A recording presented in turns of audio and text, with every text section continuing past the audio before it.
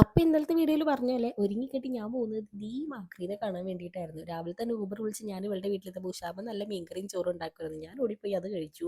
അത് കഴിഞ്ഞ് ഞാൻ നോക്കിയപ്പോൾ ഇവള് സർവ്വമായ സിനിമ കണ്ടുകൊണ്ടിരിക്കുകയായിരുന്നു. ഞാനും കുറച്ച് നേരം അത് ഇരുന്ന് കണ്ടു. എന്നിട്ട് പിന്നെ പുറത്തേക്ക് ഇറങ്ങാമെന്നും പറഞ്ഞ് ഈ അമ്മച്ചി അരമണിക്കൂർ റെഡി ആയിട്ട് വരാമെന്ന് പറഞ്ഞിട്ട് 3 മണിക്കൂർ 3 മണിക്കൂറല്ല 1.5 മണിക്കൂർ എടുത്തു. 2:30ക്ക് റെഡി ആവാൻ പോയിട്ട് അവൾ ഇറങ്ങിയത് 4 മണിയായപ്പോഴാണ്. മൂന്നാല് ഡ്രസ്സുകൾ മാറിയിട്ട് കുളിയൊക്കെ കഴിഞ്ഞ് ലാസ്റ്റ് അവൾ ഈ ഒരു ഡ്രസ്സിൽ ഒതുങ്ങി. അതെൻ്റെ ഭാഗ്യം. 4 മണിയായപ്പോഴേക്കും ഞങ്ങൾ വീട്ടിൽ നിന്ന് ഇറങ്ങി. അങ്ങനെ വൃന്ദയുടെ നീലിയിലാണ് ഇന്ന് നമ്മുടെ യാത്ര. നമ്മൾ നേരെ സുഭാഷ് പാർക്കിൽ പോയി കുറച്ചു നേരം കാറ്റൊക്കെ കൊണ്ടിരിക്കാമെന്ന് പറഞ്ഞ് ഇറങ്ങിയതാണ്. അപ്പോഴേക്കും വൃന്ദയുടെ രാമൂട്ടെ വിളിച്ചു. അവിടെ സ്റ്റുഡിയോയിലേക്ക് ആവശ്യമുള്ള എന്തോ ഒരു സാധനം വണ്ടിക്കകത്ത് ഇരിപ്പുണ്ടായിരുന്നു. അത് കൊടുക്കാൻ വേണ്ടിയിട്ട് നമ്മൾ നേരെ പോയത് അർജുന സ്റ്റുഡിയോയിലേക്കാണ്. വൃന്ദയുടെ സ്റ്റുഡിയോയിൽ അവിടെ ചെന്ന് രാമൂട്ടിനെ കണ്ടു വർത്താനൊക്കെ പറഞ്ഞു. അവിടെയുള്ള എല്ലാവരും വർത്താനൊക്കെ പറഞ്ഞപ്പോഴേക്കും അവിടെ ചെന്നപ്പോൾ അവൾക്ക് വീഡിയോ എടുക്കുന്ന കുറേ തുറകൾ വന്നു. അങ്ങനെ അവൾ കുറേ വീഡിയോ ഒക്കെ എടുക്കാൻ പോയി. ഞാൻ കുറച്ച് നേരം അവിടെയൊക്കെ അതേ കൂടി ചുറ്റിപ്പറ്റി നടന്നു. അത് കഴിഞ്ഞ് തിരിച്ച് നമ്മുടെ കൂടെ രാമൂട്ടനും ഉണ്ടായിരുന്നു. അങ്ങനെ വർത്താനമൊക്കെ പറഞ്ഞ് നേരെ രാമൂട്ടനെ ഡ്രോപ്പ് ചെയ്യേണ്ട സ്ഥലത്തെത്തി. അവിടെ രാമൂട്ടനെ ഡ്രോപ്പ് ചെയ്ത് ഞങ്ങൾ പിന്നെയും പോയി സുഭാഷ് പാർക്കിലേക്ക് പോകണം. 4 മണിക്ക് ഇറങ്ങിയത് അവിടെ. അപ്പോൾ രാമൂട്ടൻ തിരിച്ച് വിളിച്ചു.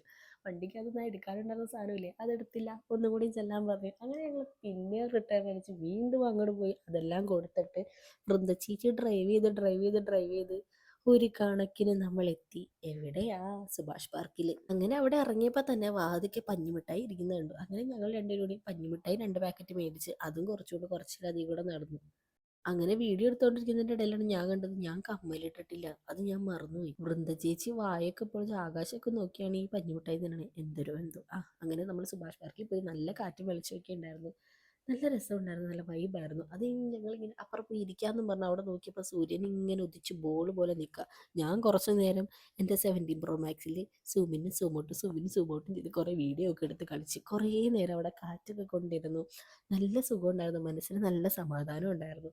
അങ്ങനെ ഞങ്ങൾ കുറേ വർത്താനമൊക്കെ പറഞ്ഞു. ഞങ്ങൾ പണ്ട് പരിചയപ്പെട്ട കാലം തൊട്ടുള്ള വർത്താനം. ടീച്ചർ മൂവിയുടെ പ്രൊമോഷന് പോയപ്പോൾ ഞങ്ങൾ ആദ്യമായിട്ട് കാണുന്നത് അന്ന് തൊട്ടുള്ള കാര്യങ്ങളൊക്കെ ഇങ്ങനെ കുറേ നേരം വർത്താനമൊക്കെ പറഞ്ഞിരുന്ന് അത് കഴിഞ്ഞ് സൂര്യൻ താഴേക്ക് പോകുന്ന കണ്ടപ്പോൾ എനിക്ക് വീട്ടിലേക്ക് പോകണം എന്നുള്ളൊരു ത്വര വന്നു.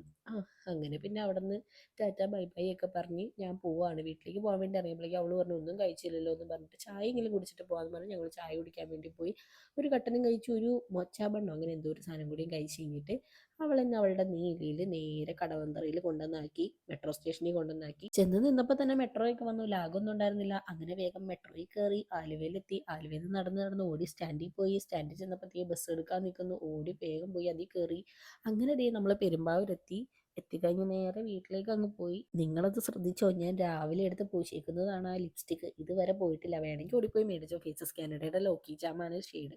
അപ്പം അത്രയുള്ള വീഡിയോ.